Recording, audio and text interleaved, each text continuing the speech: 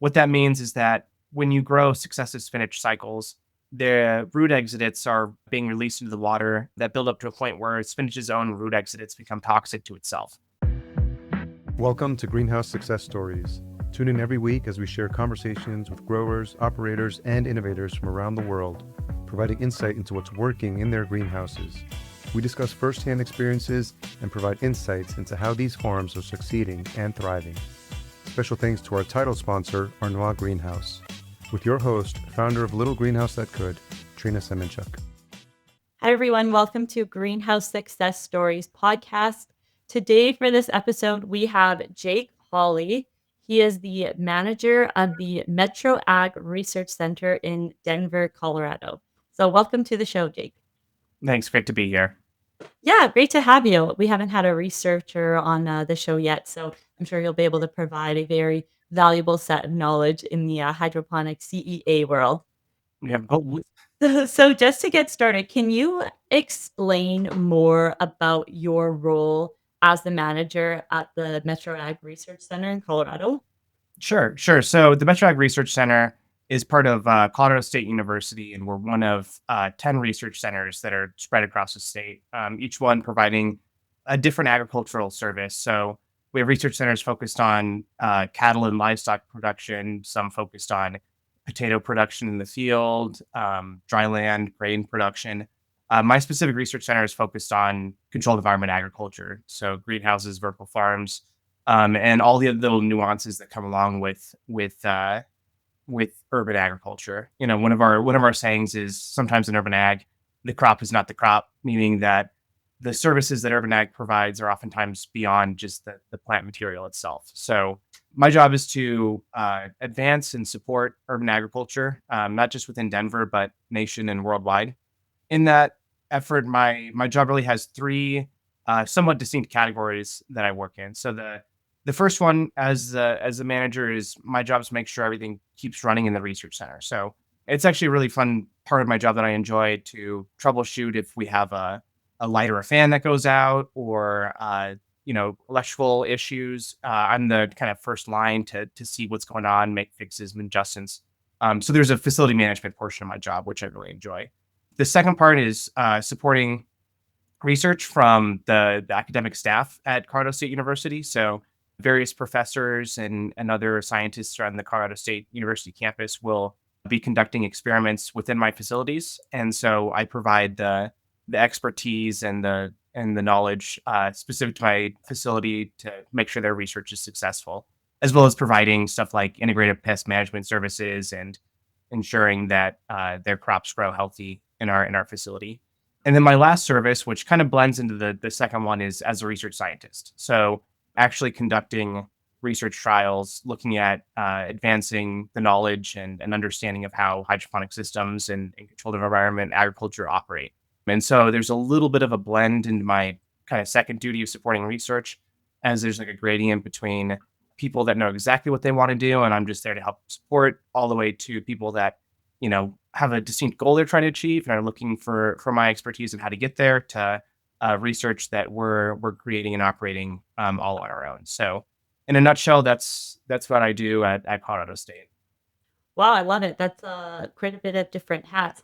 In your first portion that you explained, how you're in charge of keeping the facility running, it almost sounds like you're kind of the research head grower of the facility. Do you think like that's an accurate definition for that, first category of role that you have? Yeah, I think in a way that's definitely true. I joke around with a lot of people that half my job, I'm sure a lot of head growers will agree when I say half my job is plumbing. Um, so yeah, it's, fixing leaks, redesigning plumbing systems. A lot of what we do is chemical fertilizer and nutrient solution testing. So we're constantly redoing drainage lines and irrigation setups. And so, as kind of that head grower setup, I think we're all familiar with the movement of water within CEA environments. So certainly a big part of what I do, and then overseeing all the other aspects to make sure the plants stay healthy and growing. So I really enjoy that portion of my job a lot. It allows me to still be hands-on with plants, which is something that I think you can lose pretty quickly in the academic and research world. Yeah, no, definitely. It sounds like you have a very unique and exciting role because on one hand you get that practical, day to day work where it's involved with growing plants, keeping the facility running. But then on the other hand, you also get to explore these research questions that, I'm sure advance the CEA industry as a whole. And so you're contributing to something, much bigger beyond your individual facility, which is really, really cool. I guess I'd be curious to know how you got into the role you are right now. Did you start in the research, sort of academic circle, or did you start, as a grower or a laborer in the greenhouse sector? Maybe explain a bit more about how you got started in the CEA world. Yeah, so it actually all goes back to me waiting for a coffee in undergrad. Right. I was at a cafe, and there was magazines on the wall, and Discover magazine is one that I've always enjoyed. They used to have a section at the back that was like 20 facts about this, that, or the other, and the magazine happened to be 20 facts about taste. And so one of the things in there was a plant called miracle fruit. It's a West African plant. It makes this fruit that binds your taste buds to make sour stuff taste sweet. Oh, So cool. yeah, you can like chew on this berry, and then you can. And I don't recommend it because it's still very acidic. But you could like eat a lemon, and they taste actually pretty good. So you can actually just buy dried forms of it on Amazon. Is But that what you did? no, because I was young and naive. So I thought it would be a good idea because the berries spoil so quickly without processing. I figured my only way of getting one was to grow the plant myself. Being, West African and kind of tropical, I was looking for an indoor area to grow plants in my undergraduate. So I was actually able to get a small greenhouse bench space where I killed dozens of these things in an attempt to learn how to grow plants. But that was really the start for me. And it was in there that I decided to really pursue being in the greenhouse industry. And so that led for me to go into my master's degree, which was more focused on ornamental horticulture. And then actually after that, worked for a couple of years as a researcher in industry for an LED lighting company. Back to school for a little bit, back to industry for a little bit, designing backyard greenhouses, and then into my role that I'm at today. So I think the kind of intro really was well fitting, kind of working in both engineering environments and academic environments. Kind of that background really led me into the role that I am now, which is kind of I think really well fit for what I enjoy doing. A little bit of the building and designing, a little bit of the academic research as well. Yeah, I love it. It's so diverse. When did you try growing this miracle fruit? Like how long ago was that? Oh no, I I think it's been 15 years. Oh So wow, so 15 years in this space. yep, yep. So yeah, so it was right at the very start of my undergraduate, my sophomore year.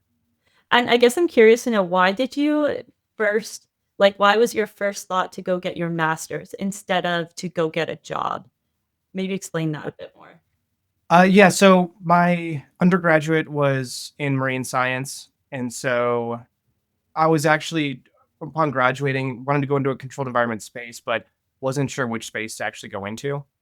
Part of me was actually really interested in aquaculture, and so I will, I'm sure we'll talk about aquaponics in a bit, but really wanted to get somehow involved in that space. But with that being said, as I mentioned, I didn't have a whole lot of experience actually growing plants. I Mhm. had gotten some experience in the greenhouse, but like I said, most of it was just learning how to do the wrong things. And it was good experience. It was, learning salt sensitivity in plants, learning watering strategies, learning that kind of stuff. So really valuable stuff, but from a lot of different standpoints, I really didn't know how to operate in a greenhouse when I was just graduating from undergraduate. So going back and getting more education was a really big part of really understanding how a greenhouse operates, what the various mechanisms in controlling the environment actually are, and plant physiology. So I was all kind of deficient in that coming out of undergrad, and the master's degree made a really big difference in that kind of understanding. Right. That's actually a similar path that I took after finishing up my undergrad in biosystems engineering. I really wanted to get into controlled environment agriculture. Biosystems engineering, it helps a lot with learning all these different disciplines of engineering and applying it to biological systems. Hmm. But we didn't have any classes specifically on controlled environment agriculture. So before I got into industry, I started my master's as well and built my own vertical farm and started learning how to grow plants that way. So I can relate to you on a bit on that redirection path and going to get your master's. I think it's a good option for people who, want to learn more, but maybe they didn't get that experience in university. They could find it in other ways in university.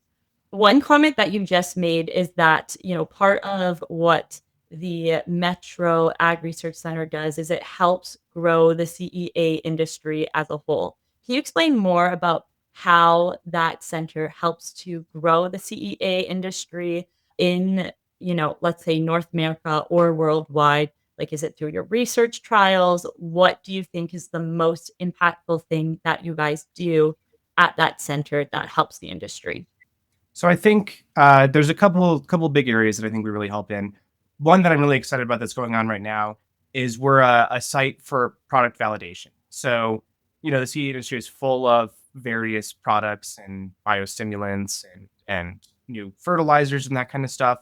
And as a grower, to every crop you grow is going to be monetarily important to you. Whereas in my operation, what the crops we grow are for knowledge. So we're able to take on the risk of trying new things as our purpose. One of the trials we have going on right now is actually a microbial inoculant. So there's a company based out of the UK called Concert Bio. They do a microbial seed spray that can show to help the yield of crops. So they have a grower here in the US that's interested in trying this product.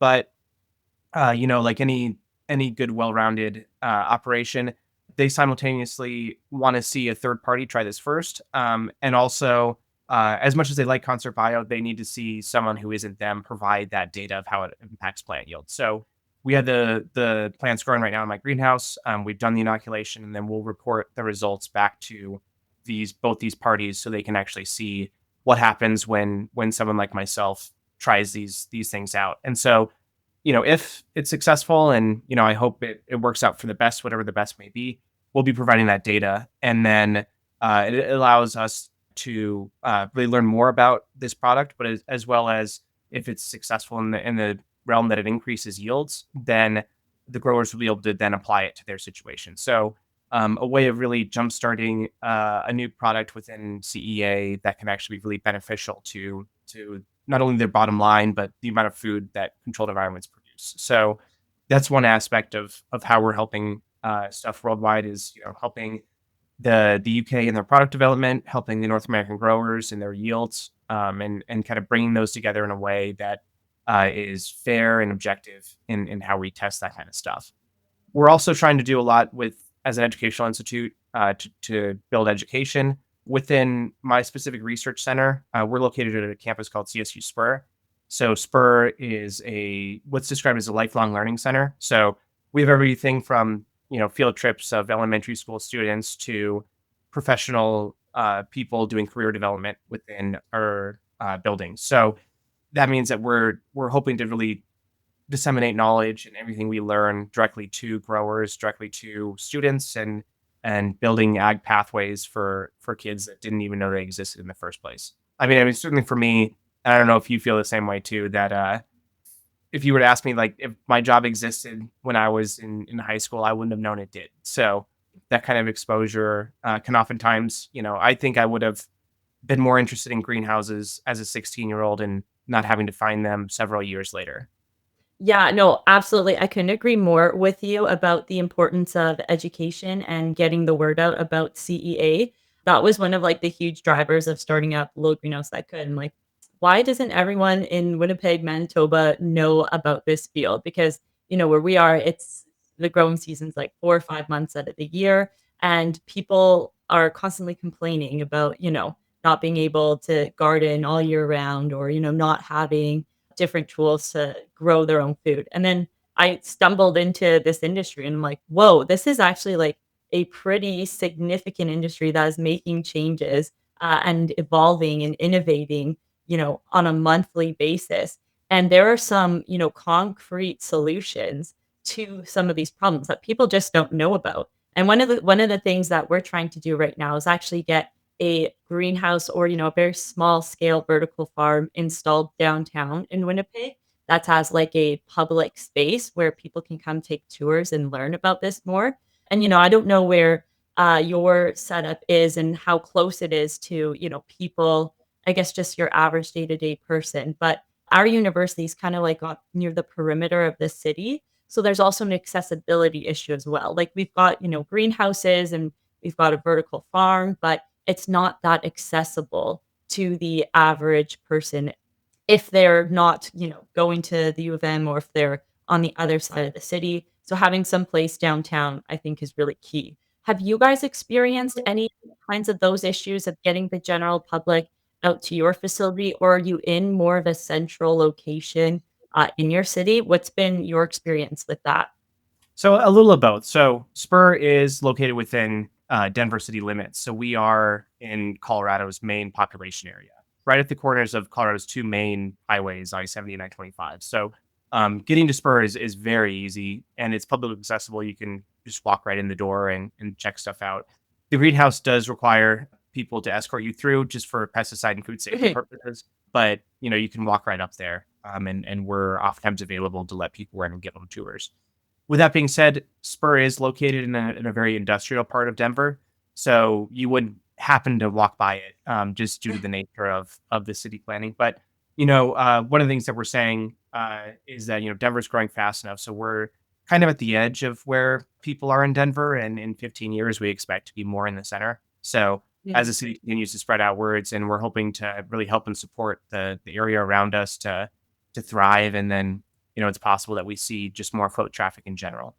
The other thing is we are co-located with a group called the National Western Center, and they do a big stock show once a year in January. So they attract in hundreds of thousands of people for that event, and since we're kind of co-located on site, we see tens of thousands of those visitors that come through our facility just due to co-location. So we do get some of that kind of organic walkthrough 1 month of the Perfect. year. So otherwise, so like I said, easy to get to, but that's really the only time that January stock show that you'll really stumble upon our building. Have you seen the impact of doing these tours on the general public? Maybe people are now considering their career paths and have made changes because, they've done a tour at Spur. Like, have you seen any of those impacts?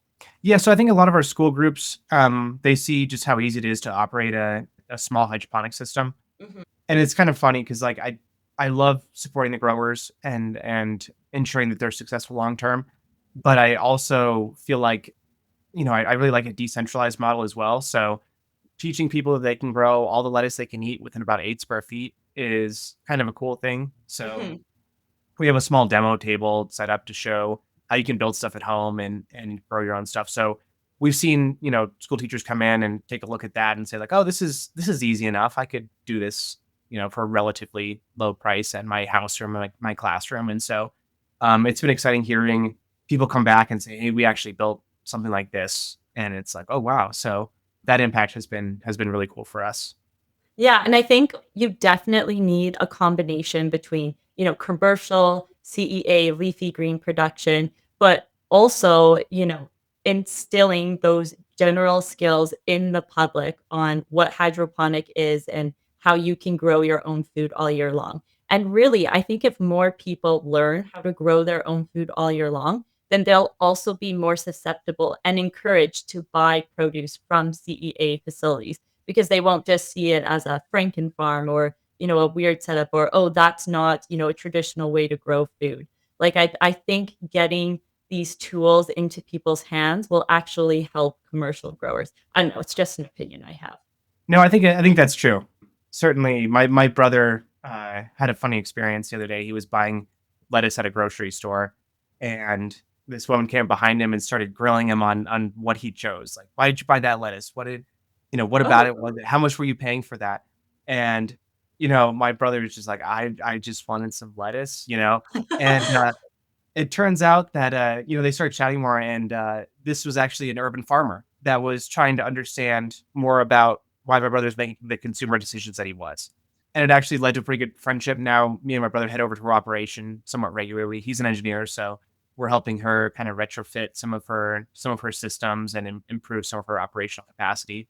But I think on kind of your note, it's given him a better understanding that, now he thinks about the lettuce that he buys, having been to her farm and having chatted with her more and seeing, how her system works. So, but yeah, I mean, certainly that was true with him. Just kind of like, I just buy lettuce, now he's thinking a little bit more about where it comes from and what's in the mix and all that kind of stuff.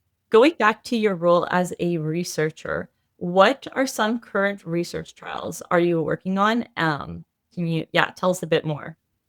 Yeah, sure. So right now, all of our research is really focused on water quality, understanding the chemistries and the biology within water systems. So, the greenhouse is designed with a few different hydroponic systems. So we have nutrient film technique systems, deep water culture. We have a grow wall. We have hang gutter systems for vine crops and berries and that kind of stuff. And everything's plumbed out. So we have separate, repeatable trial areas that we can try different fertilizer and inoculant strategies in. So right now, as I mentioned before, we're doing a trial with Concert Bio on their microbial inoculants. The other big piece of work we're doing right now is really investigating how to use peroxides within hydroponic systems and how their effects can differ between conventional and organic systems, and seeing kind of how those different dynamics not only affect the plant yield, but also the system operation as a whole. So, just on the hydrogen peroxide note, what are you expecting the results to be? Like, are you expecting, by introducing hydrogen peroxide into an organic hydroponic method, are you expecting to see a decrease in yield? And why? And what do you think that means for organic growers using hydrogen peroxide? Yeah, so this all started with me talking to aquaponic growers. Aquaponics is, obviously it's coupling a fish production system with a hydroponic system, with also a microbial system as well. So the fish produce the waste, the microbes mineralize that waste into a plant uptakeable form, and then the plants then uptake that stuff. Within recirculating aquaponic systems, the parameters of fertilizer concentrations and pH and various attributes are fundamentally different than they are in conventional systems. So, just as a brief example, with our conventional system, we target 150 parts per million nitrogen, and we run it at a pH of 5.8. Within our aquaponic system, for the health of the fish, we're targeting closer to 40 parts per million nitrogen and a pH of 6.8. And that is due to that kind of compromise you have to build between fish health and plant productivity. So within both those systems, there's this long kind of held belief that aquaponic systems hold their own, slight reduction in yield compared to conventional, but very similar in overall plant performance. Yet within kind of conventional knowledge, it seems a bit odd that a system with such different, if you were to run a conventional system with 40 parts per million nitrogen and a pH of 6.8, you wouldn't expect to have, particularly great results with your plants. So we're really interested in kind of exploring what's going on in particular with these systems. So with hydrogen peroxide, it's something that's going to affect a variety of things. It's going to break down organic matter. It's going to reduce microbial populations. It's going to have an impact on nitrate forms or ammonia to nitrate ratios. So we really wanted to explore how adding something like that into an organic system would differ from a conventional system. It's important to note that we are decoupling our aquaponic system. We don't want to be adding peroxides directly into the fish's environment. So Mhm. we take a bit of the aquaponic water, put it in a separate reservoir, and do our treatments there. So really trying to explore if there's something going on within the aquaponic water that is truly beneficial, and whether or not hydrogen peroxide knocks that out. Within a conventional system, proper dosing of peroxides can increase oxygen, reduce fouling, reduce algae growth, all sorts of good things. So a lot of growers will use it just from a logistics standpoint, making their operations less prone to failure as well as easier to clean. So we want to see, is there fundamental differences between these kind of peroxide applications within a hydroponic system?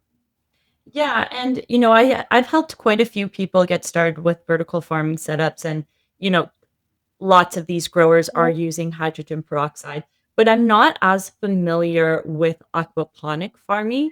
Is using hydrogen peroxide in an aquaponic farm pretty standard? It's not, because most of them are recirculating. So uh, Yeah. that doesn't get used. Within decoupled systems, it's more interesting because within aquaponics, you do have a lot more organics in the water, and we are seeing that impact on fouling and the amount of clogs we have in our system gets dramatically reduced. But it's not a standard practice within the aquaponic community. Okay. So when you have been doing these research trials and, just with growing in your facility in general, what kinds of, and I know you said actually at the beginning of this podcast that you feel like most of your job is plumbing. So, what kind of challenges have you faced with growing? Can you explain of a scenario when you had a huge issue with growing some crops and, what the issue was and talk a bit more about that? Yeah, yeah. So, kind of on this note, and kind of tangentially related to this topic as well, is spinach. Oh, spinach. Yeah, I was gonna say, like, we want to talk about issues growing. Spinach is an easy one for I think everyone to talk about having issues with. So we're very interested in growing spinach due to the fact that it's popular, but tends to be very tricky to grow hydroponically. Within this peroxide realm, there's a lot of theories around autotoxicity being responsible for why we see pythium outbreaks occur within spinach. So what that means is that when you grow successive spinach cycles, the root exudates are being released into the water that build up to a point where spinach's own root exudates become toxic to itself. And so one of the areas we're looking to explore is whether or not peroxides and advanced oxidation systems can break those down and allow spinach to grow healthy long term and avoid a lot of its issues, particularly around root diseases for these plants. For us, just because of how we operate in a research environment, we grow great spinach. And it's because we grow one crop cycle and then we have to re-randomize treatments, and that involves completely draining out reservoirs, cleaning, and then reseeding. So when it comes to growing spinach, we don't have a lot of issues. However, we do have a lot of issues when it comes to germinating spinach. So spinach germination has been one that we've had to work a lot on. And so initially we were growing a variety called Space. It's pretty common. Just putting it in our plug trays as we usually do, watering them. And we had two major issues with it. One being germination success rate. So we were getting something like 40 to 60%. So half of a tray would come up, which was fairly problematic, somewhat easy to avoid by oversowing, at least within a research environment, so we get the plants we need. But perhaps more problematic was germination emergence timing. So even though we would get 40 to 60% germination, we get some germination that would occur 10 days after planting or 5 days after planting, and some that would be 18 days after planting. And when it comes to research trials, age of a plant is critically important to how big a plant is. So that's where we really needed to tighten when the emergence actually happened within our spinach plants, so we can have nice uniform plants that are all the same age, all the same size, to really test our stuff out well. So there was kind of three different breakthroughs we had to kind of really help our germination out with spinach. One was just starting with a better variety. So we did some variety trials, and we came upon a variety called Tertier that generally germinated just a lot better and a lot more consistently than our systems. Still wasn't perfect. So the next thing we tried was, even though we're covering these seeds with our systems, we had a concern that there was still some light getting through. So we started covering our seeds with opaque coverings for 48 hours after planting. That helped a little bit more. So we were starting to get a little bit more germination percentages. The consistency and timing was still a bit off, though. So we ran another set of trials looking at a number of different methods. And we found a vernalization method that worked really good. So we'd sow our seeds, we'd stick them in the refrigerator for 48 hours, so 2 days, and then put them out in our normal seedling trays. So that vernalization also kind of doubled as our dark period as well, being in a dark fridge. And now we're seeing germination that's close to 85%, and it's all coming up in a relatively tight time window. And that's really helping our trials out. So that kind of combination between choosing the right variety, light manipulation, and temperature control has Mhm. really allowed our spinach germination to be a lot more, I would say tolerable is the word I would use. Anyone who's familiar with pelleted lettuce knows it's like 3 or 4 days for a nice uniform crop of lettuce, where our spinach crop is still 80-85%, but at least that'll get the job done compared to what we were doing before. What made you think to put it in the fridge? So that was one of our research associates had done some research on this as well, kind of looking into different strategies. fertilization is really common with a lot of crops. Within spinach, spinach is known to be very frost tolerant. It's one of those crops that grows really well outdoors, kind of on the shoulder season. So kind of first thing in spring and last thing in fall, Mhm. and has that tolerance. So the other thing is it also doesn't like getting too hot. So it doesn't grow well in high heat. And so within the greenhouse environment, it can get kind of hot, especially in the summer. So kind of a combination of those factors led us to explore using that kind of temperature control. What temperature do you keep it at in the once you take it out of the fridge? We just throw it in the normal greenhouse. So Okay. we're trying to hang around a 74-degree set point at the greenhouse. Okay. Very, and very interesting growing spinach. It's not for the faint of heart. It So can be very frustrating. so per trial where you're growing spinach, how many, what do you don't call them heads. Would you call it like a head of spinach?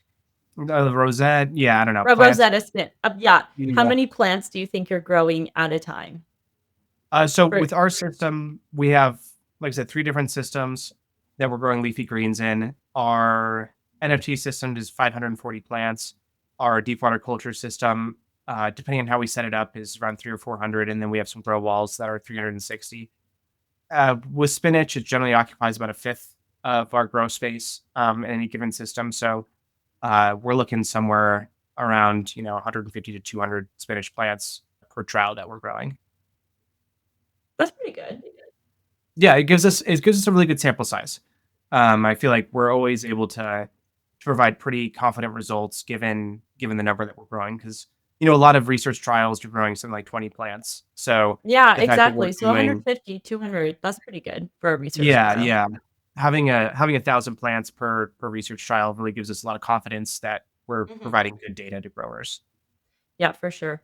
In your greenhouse, is it all climate controlled under one zone? Like, are the grow walls, the NFT, is everything in one general area?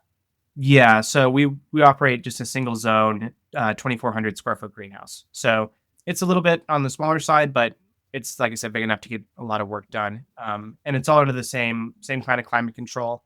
So the other thing that we're able to do with this as well, which is kind of nice, is compare how the different systems perform against one another. So you can see how the same crop planted in the DWC versus a NFT system actually grow. And the way we currently have things plumbed out, although we might change this, is they all are also sharing the same nutrient solution between treatments. So if we're doing a conventional treatment with peroxides in it, those grow walls, the deep water culture beds, and the NFT systems all share a common reservoir.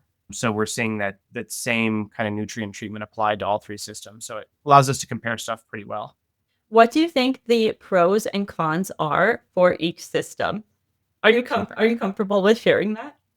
Yeah, yeah, because this is actually an area that I've noticed a lot of change recently. So, you know, if you go back 10 years, deep water culture was really common within big greenhouses. And, I think it made a lot of sense. There was a greenhouse in upstate New York that I used to visit regularly that had, 100-yard kind of stretch of deep water culture plants. And you would see it on one side and you would physically just with your hands push the entire crop all the way across the greenhouse to put in next trays. And then the other side is where the harvesting was taken, where you could take those out.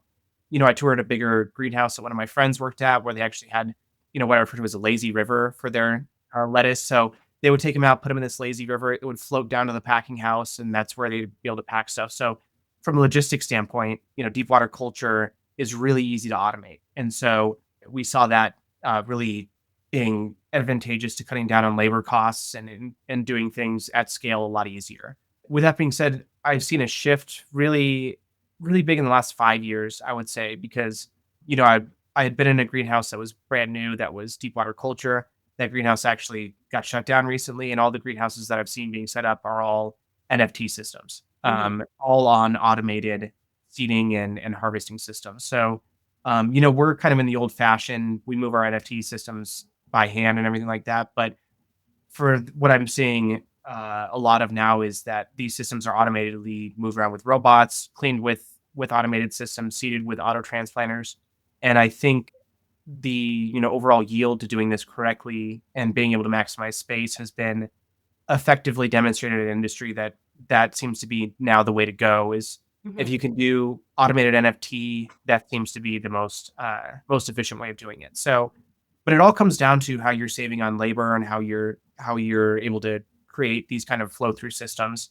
to really minimize the amount of physical handling you're doing of your system. So, I think pros and cons for each are deep water culture tends to be a lot easier just in a number of different regards, but NFT systems tend to be higher performing, but they require a lot more kind of infrastructure in place that can be more difficult for first time or small scale growers to set up. So there's even simple things that when we get a line clogged or a pump go out, you notice on the NFT system within hours, whereas the DWC system is a lot more resilient to any kind of breaks or malfunctions just because you're sitting in a bed of water that if you just shut everything off should be good for 2 or 3 days. Whereas your NFT system, you can kill a plant over the course of the day if you don't catch these kind of issues. So, much like cars, NFT systems I think are showing to be a little bit more high performance, but with that comes a lot more attention to detail. Being able to scale up in a way that makes sense. So that's kind of the differences that I've seen. I think both are still very relevant in today's industry. And how about the grow walls? So the grow walls are interesting because they're, within controlled environment agriculture, there's a big diversity in how we're growing plants. So the grow walls we're using are from a company called Harvest Today. Logistically speaking, they're some of the easiest vertical systems I've ever worked with. So really easy to set up, really easy to take plants down, harvest, process them through. They're able to, we have them in the back of the greenhouse, which works great because we'd only be able to put something like, I don't know, 40 plants horizontally, whereas Mhm. we're doing 360 vertically. So within areas that were constrained by space or other constraints, those work really fantastic.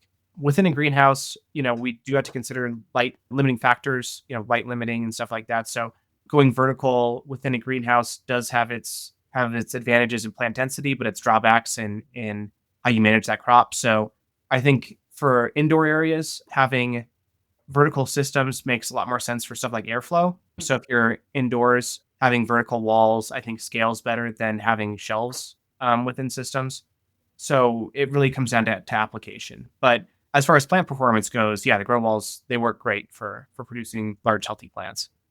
What research are you most excited to conduct in the future? Like, what are you excited about emerging research that's happening, and where do you see the Metro Ag Research Center? Where do you see your greenhouse expanding in the future? Do you have any plans or things that you're excited and willing to share? Yeah, yeah. So we're really excited to be investigating a new probe that we're seeing more and more deployed within controlled environments, which is oxidative reductive potential probes. So ORP is the term for that. It's a proxy, much like EC is. It's kind of telling you in general what's going on, but not necessarily specifically. So it's paying attention to how much oxidation versus reduction the water has going on. So these can be affected by a number of different things. So, just as a simple example, as the name implies, if you have stagnant water and you introduce oxygen to it, that ORP reading is going to go up because you have a higher oxygenation potential. Likewise, if you have a lot of degradation or organic matter that's decaying within a system, that's going to create much more of a reducing potential. And so that number is going to go down. Various products, so peroxides is kind of how I got into this, can actually raise ORP. And so we're looking at whether this is a feasible way of monitoring or dosing or being able to track other parameters within hydroponics. So dissolved oxygen sensors are fantastic, but they're a little bit more expensive than ORP sensors. So within our systems, we have dissolved oxygen sensors that we use to monitor stuff. It works great. Is ORP a tool that's a little bit cheaper that can provide a similar service to a dissolved oxygen sensor in terms of understanding if you have a aeration system that goes down or Mhm. something like that? Can ORP pick that up relatively easily and reliably? Also, in the case of spinach, if you have something like root rot breakout, is ORP going to be able to pick that up sooner than you normally would with other kind of stuff? Like would you pick up before you would pick up the plant and notice that it has root rot or before it has the kind of wilting and stuff associated with it? And then a combination of these things. Is there something where if you start to see a decrease in ORP due to microbial activity, can we sustainably dose in a sanitizing agent like hypochlorite or hydrogen peroxide to remedy that in real time and have that being an automated process that you don't have to be concerned or worried about. So that's kind of an area that we're open to explore. There's not a whole lot of information about it from the horticultural side. There's a lot from wastewater. However, the paradigm that the wastewater people operate under is fundamentally different than we as growers operate under, because a lot of the wastewater industry is either really trying to select certain processes of nitrification. ORP is really good for monitoring nitrification, which could be important for organic or aquaponic people. But then they also are trying to do sanitation with it. And they're either like really trying to push things one way or the other way. Within a hydroponic system, we kind of have both things going on at the same time. Hmm. So it's a little bit trickier to try to impose some of these same paradigms that they use. So it's good that the wastewater industry has a lot of experience with these kind of probes, but the rules are different within a hydroponic setting. And so we're excited to see if we can have some breakthroughs or some better management techniques using these kind of probes in a hydroponic setting. Okay, so two questions that popped up with that. Are you partnered with an existing, supplier of these probes who may have been currently targeting the wastewater sector and are now wanting to use their probe in a hydroponic setup and want you to do that testing and validation? Or have you created your own probe? So we are partnered with a company that is looking to explore application within hydroponic setting. So there's a company that comes actually from environmental monitoring around petroleum industry sites. So they developed a pretty low cost ORP sensor that they drop down into groundwater wells. Mhm, And anytime you have petroleum contamination, it'll mhm, affect ORP. So they're able to really quickly locate and be able to send back good data on controlling the spread or plumes of petrochemicals within the environment. So because of that, they've developed low cost IoT solutions that allow really easy controlling and monitoring that can go into hydroponic systems. So it's kind of an easy new application for them to be able to apply something that kind of does the job that we already wanted to do: monitor big swings and fluctuations within hydroponic systems in kind of this kind of new scenario. What would you expect the market price to be for an ORP probe if the average grower wanted to get it installed in their hydroponic farm? Like, let's say the trial, it goes great. You can use this probe to predict oxygen levels and, reactions in the plant. What would a grower have to pay, do you think, if you had to guess? So right now there's stuff on the market that you can buy and implement. We're actually seeing a couple companies that actually offer these already within the hydroponic realm. So they're very similar in price to what you'd pay for a pH or an EC probe.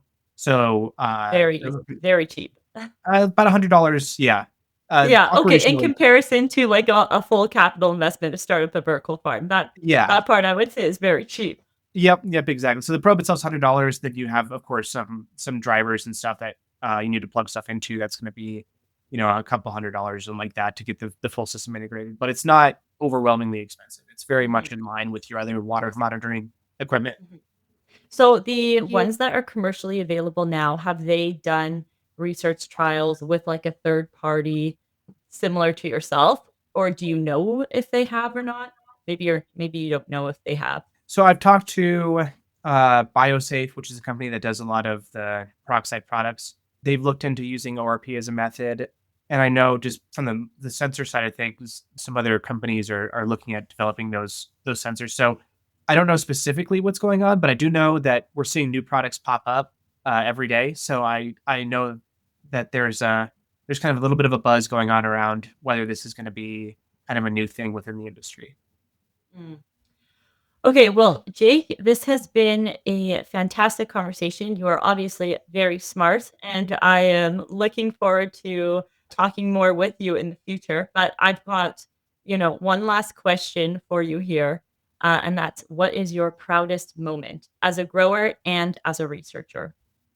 Okay, well, certainly as a grower, as I mentioned, coming out of undergraduate, I knew very little about growing, and then a year or two into my PhD or my master's degree, I was helping with some classes, and my major professor, my advisor, got in some chrysanthemum cuttings, and he handed me the box, and he goes, "I need flowers on like January 15th, February 8th, and April 15th, go.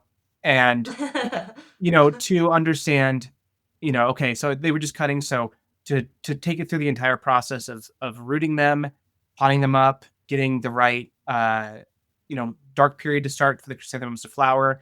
And then there was a big gap. And he actually, with the numbers that he gave me, there wasn't actually enough plants for all three.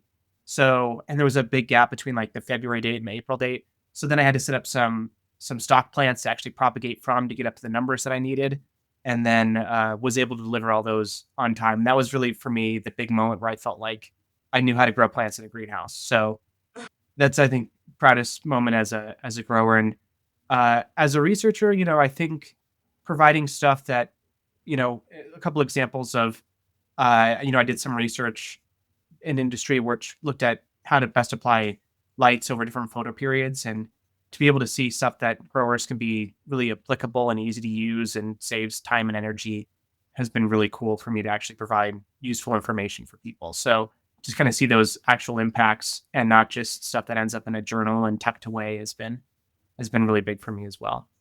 Yeah, that's what I love so much about your position is you're doing research, but your research is going to be applicable to industry because you have partnerships with commercial providers or equipment providers who are in the industry where your results are directly going to impact how their technology comes into use in CEA, which is super cool because, yeah, a lot of research, it could just be a journal article or something written in a paper that no one ever uses. Thank you so much for your time. I think you have clearly a wealth of knowledge and information on this topic. And I'm really actually looking forward to chatting more with you in the future because I would definitely love to explore how we could collaborate on some projects. But yes, Absolutely. but thank you so much for your time. And thanks for being on the show. Yep. Thanks for having me. I hope you enjoyed this episode of Greenhouse Success Stories hosted by Trina Semenchek. Thanks to our guests who make this all possible. Special thanks to our title sponsor, Arnois Greenhouse. To read the full show notes for each episode, which includes an episode summary, key takeaways, and guest resources mentioned, please visit greenhousesuccess.com.